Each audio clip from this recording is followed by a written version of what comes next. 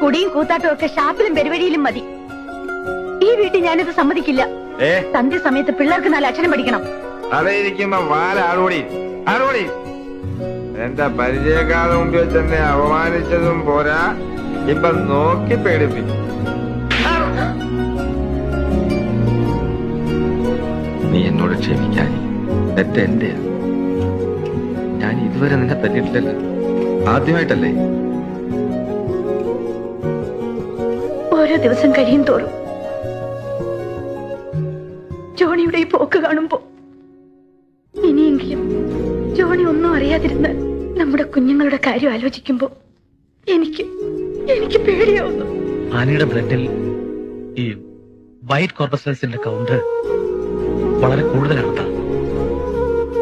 അതിന് മരുന്ന് കഴിച്ചാൽ മാറില്ലേ?